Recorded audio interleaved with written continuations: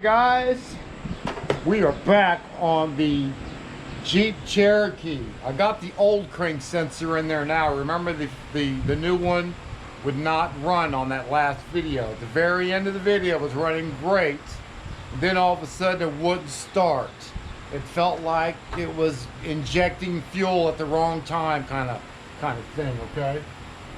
So and I put two other brand new crank sensors from O'Reilly's on it, and it did the same thing. The only time it would start is if I would put the old crank sensor in there.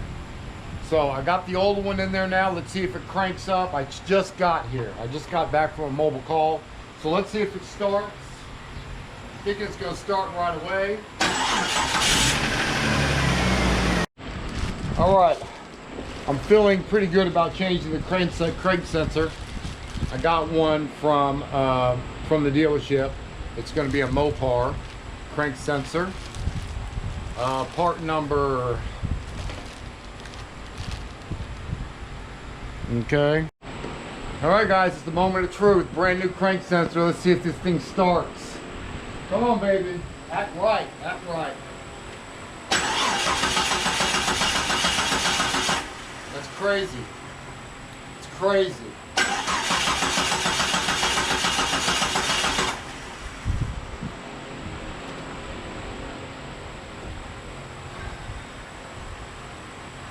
No start. It might work better if I plug it up. So, and I just did. So let's see if it'll start now.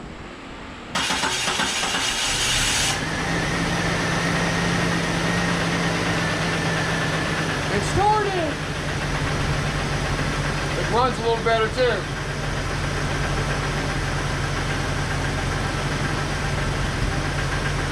Alright, good. Let me put that second bolt in there.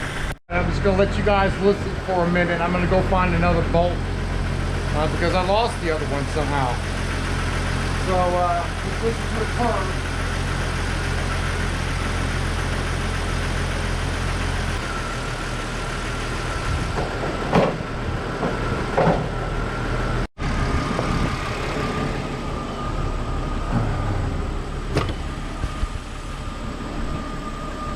All right, guys, this is what we got. The vehicle is running. It's running really good right now. This is when I had the crankshaft unplugged. I plugged it back in, so now I'm not worried about that. So we're just going to go ahead and clear codes. And if you guys listen, man, it is running great right now. It's not surging. It's running smooth. It's not misfiring. Yeah, I was confident. So I had two bad crank sensors from the parts store. The old one started it, so I knew it had to be a crankshaft problem. As far as the wiggle test, someone mentioned on the comment, the wiggle test. Yeah, that's one of the first tests that I did, is do a wiggle test. So it was a good comment though. But yeah, I wiggled the crap out of this harness when I had the scope on the first time. Sorry I didn't put that on the video, but I did. So let's go ahead and clear these codes. Let me shut off the car. You guys know what's going to happen if I don't shut off the car. It's going to tell you. It's going to tell you you can't have the vehicle running to do this. So let's get back on scan tool. Let's go ahead and clear these out of there. And hopefully it'll start right back up for me again. We're going to find out. I mean, immediately. No long crank times. I do not want to hear no long crank times. It's taking a long time to clear it. I don't know how bad that glare is. Fault's complete. Let's read codes again. No trouble codes. Alright. Come on, baby. Start up for me. I gotta get this out of my yard. Uh-oh. Still didn't like it. It's really not starting up on a dime. It's running better, but I don't know. Let's crank it a few more times.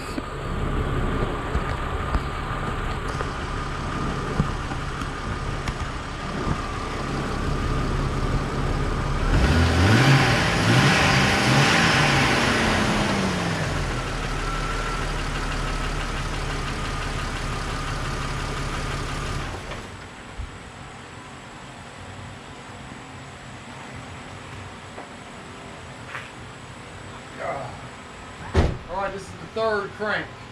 All right, good. That might be a wrap. Hey man, what's up? About people using dealership crank sensors only because that's the only thing that works. I never really was on that page. This is actually the first time that, you know, I would buy 2 crank sensors and from the aftermarket crank sensor, and it would not start up the vehicle.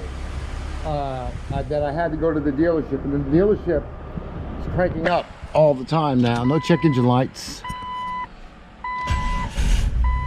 Starts right up. Let's do it a couple more times. Okay, one more time. Man, it sounds good. Starting right up. It's purring like a kitten now. So, man, the fix on this one was just simply a bad crank sensor. We've seen that on the square waves. So I'm satisfied with this right now. I'm gonna call the customer, say she can come pick this thing up, and we can get on to the next one. All right, guys, that was the recap on the Jeep Cherokee. I know she's gonna be really happy. There was a comment that I read that he said he saw that cam sensor voltage go down to like 2 to 3 volts. Yeah, I saw that too, but that wasn't the case. It was on auto, so it had its own little scale, you know, crankshaft, camshaft, and it was right. I thought the same thing though. So everything's staying at 5 volts. So man, that's it. That's a wrap. We're gonna call this one a fix. It's been running 30 minutes, still cranks up on a dime. I'm done. All right, guys, let's get to the next one, if there's gonna be a next one. Didn't I tell you guys to come in the house? Huh? They're gonna do what they want to do. Ace still ain't looking at me. Ace, you ain't going in the house? Ace, you're not gonna go in the house? What about you? You guys are a mess. All right, let's go to work. Today's your lucky day. I am going to squeeze you in right now if I can. Man, I'm headed your way. You said you want a throttle position sensor, you believe, and a fuel filter. Yeah. That's that fuel filter on that truck is that one deep in the engine, right? Down deep on the driver's side. I think it is. I think it is. Yeah, it's that pain in the butt filter. I hate those. All right, man. I'm on my way. All right. How long for you here, Abe? I'm gonna grab me a bite to eat, man. I should be 30 minutes. Okay, sounds good. Thanks. All right, that's there's 2 in the Fondren area that I'm going to go to. I went in and scheduled it in, or because they called almost back to back. So I'm going to knock those 2 out. One's going to be a startering issue. He had a shade tree out there. Ain't no telling what happened. So I'm going to go ahead and look at his vehicle today too, and I'm going to do this one, and I'm going to do a brake job today. That's all I'm going to do. 3 jobs, very little time.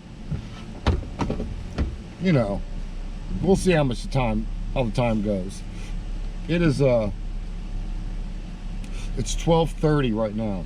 I really didn't do it. I just got up not long ago. You got to get up earlier, guys.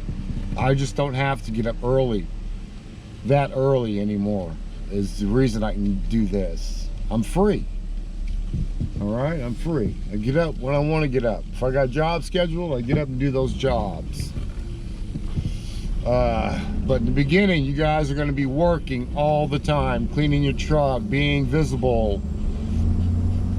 Get out there and try to be impressive. Go slow. Don't run back and forth, you know, while you're working on the car, back and forth to the car like you're freaking on dope. Yeah, slow your roll. Go pick the tool, go back to the tire, or whatever you're doing. Just go slow and easy. Like, yeah, you know, it's my day off. Kind of You know, not, oh my God, I got another job to get to. No. No, don't do that. Stop. You will not get called back. All right? You will not get called back again. Promise. I promise you. But if you do, the people that you're working for don't give a shit anyways. You know, fuck it, I'm just a hire crackhead. Yeah, you smoke meth? No problem. Work on my car. Yeah, you need to stay away from that. Guys, we are back in the field right now. We got a 2011 Chevy Traverse. I've never seen this problem before. I was just letting them know that. Check this out. Blinking check engine light. The battery is strong, but it's blinking. I'm thinking ground, bad computer. I don't know. I've never seen a blinking check engine light like that. So comments below, but we're going to do a 5-volt reference check right now. So let's get under the hood. The mass airflow sensor disconnected right now. I'm going to use my power probe today, and I should have at least 2 5 volts coming out of here, right? 0 0. I got 4.98 volts right there. That's good, actually. I got a 12 volt feed, and I got that one was like, oh, that's right, there's 5 volts right there. So my 5 volts feed is actually, my 5 volt feed is good right there. He said he just put a starter on it the other day. He said he saw some smoke down there around the starter. Is that right? You saw some smoke down there around the starter? He's never seen the check engine. This is an auction vehicle. So we're going to be starting from the beginning. Let's see if we can find this problem, people. Alright guys, he's had someone over here doing a starter, and he's just totally jacked it up. You got to be careful of who you hire, guys. Okay, so he jacked up the bolts over here on the converter, on the top side of the converter down here, and he cross-threaded the starter bolts, and I'll show you in a second. So I have to remove the starter. Anyways, before I even get to the check engine light, so I'll show you the starter. You can see the bolt is cross-threaded up there. So let me get this converter out of the way, and then we'll work on getting the starters fixed up. I found a knock sensor that's broken off the tip. You guys see that? Right there. This piece of the knock sensor and the connector is what you're looking at. Alright guys, I think I got the last bolt out of the starter. I'm waiting to see a mess under here. Let's just see what kind of mess we got. I've never done the starter on this Traverse yet, believe it or not. I might have to take out the rest of this mount that this guy took off just to get it. It looks like I'm gonna have to do that.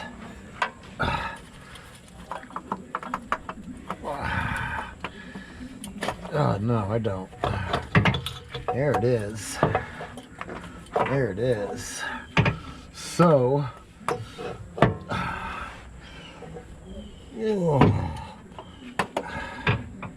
all right. Everything looks okay down here. He's, well, not really okay. He's got a bent pin, but that should not have mattered on the crank. I'm gonna go ahead and fix that up for him, but that shouldn't have anything to do with why the cars won't crank. So I'm gonna go ahead and leave it like that for right now. And shit, how am I gonna do this?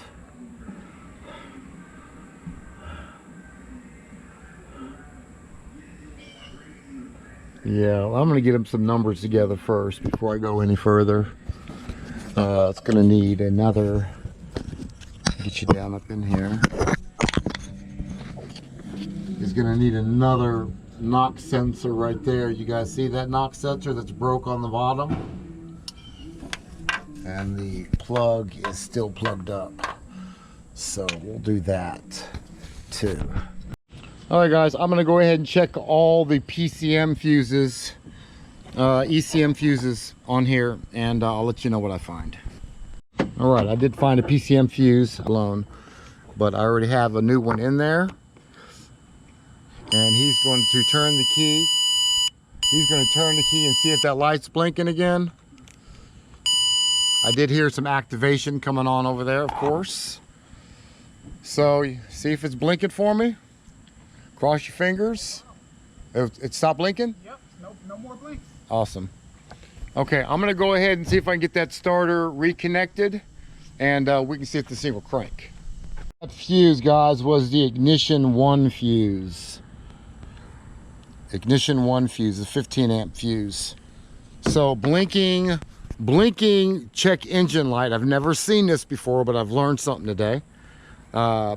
Blinking check engine light with the key in the on position. Yeah, you've probably got a fuse. Your power feed is, you lost the power feed. I should have said it that way. You lost your power feed to the PCM. So something I learned today. 2011 Traverse auction vehicle. Okay, I did get another crank. I did get another knock sensor, so I'm going to install it, and then I'll install the starter, and I'll put the, you know, the converters laying on the ground. I'll put that back on there, man, and we can give this thing a crank. I filthy today. Customer saw me at the parts store. She says, "I never seen your hands like that." I'm not really that clean all the time, but it felt kind of good to hear that. Like, I'm not a dirty mechanic, but I am. I'm filthy. So let's get this done.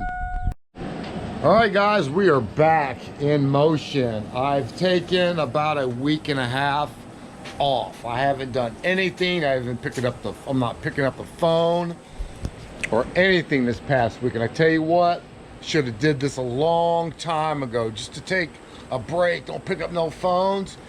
It's important once you start getting busy, and you will, if as long as you keep doing good work and stuff, you're gonna get really busy one day. Don't guess, test. A little rundown on my truck. It was making some noise. It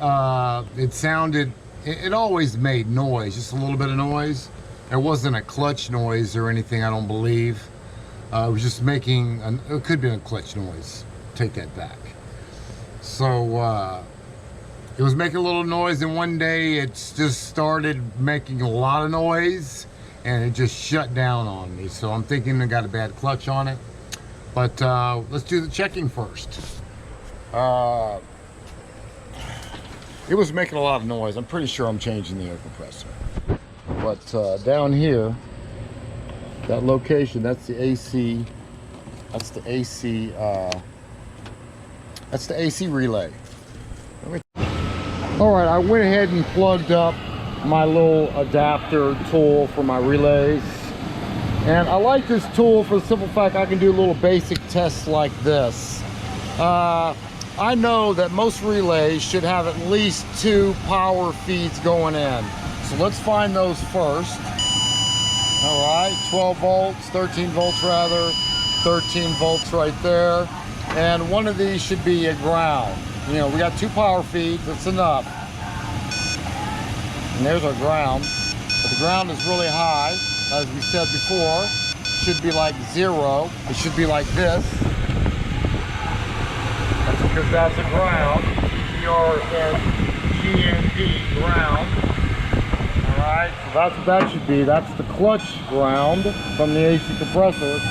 There is an open in that clutch, more than likely, when you see readings like this.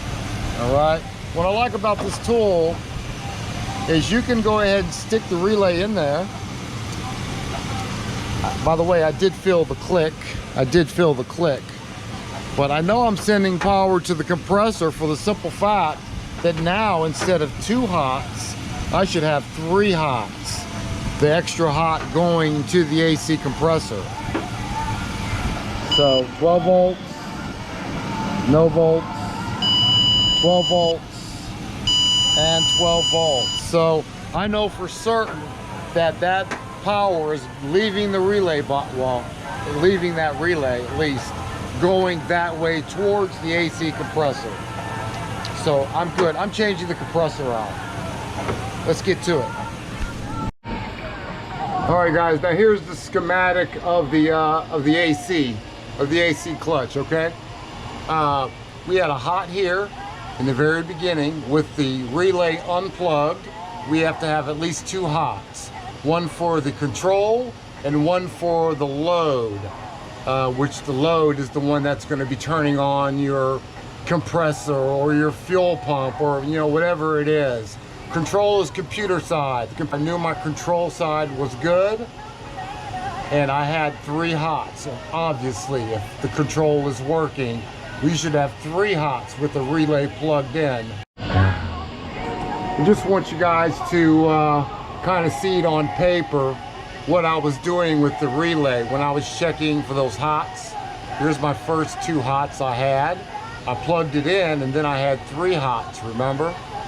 So the control side, this side goes down to the engine computer, right there, powertrain control module. So it gave the relay its ground. So we had 1, 2, gave it its ground. It makes a magnetic field right here, and it pulls that door closed. It pulls that door closed with the magnetic field. Tick, magnetic. All right, and then it sends power down to the AC clutch. All right, I got 2 new seals. I'm gonna go ahead and lube them down a little bit. Put a little bit on there. All right, now I go ahead and install them on my manifold hose.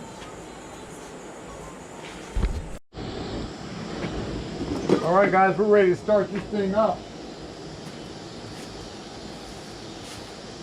Start it up.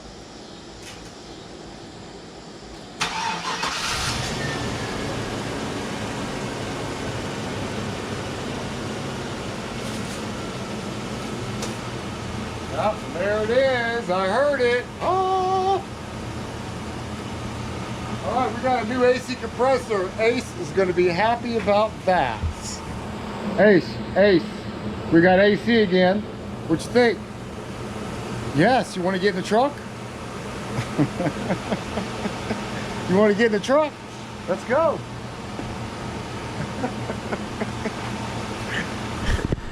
Let's go check out your AC, Ace. Come on, tell me what you think. Tell me what you think. Oh, what the hell? Shadow, you gonna jump over Ace like that? Come on, Ace, up. There you go.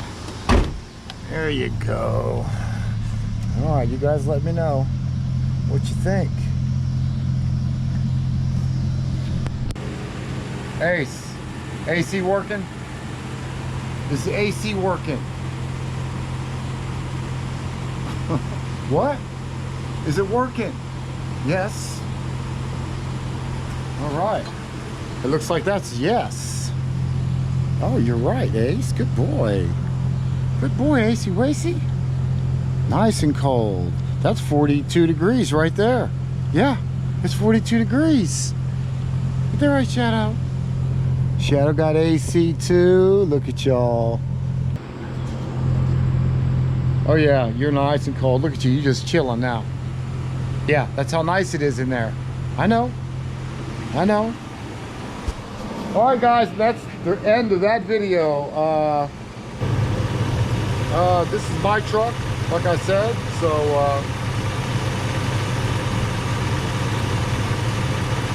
I'm done. Peace.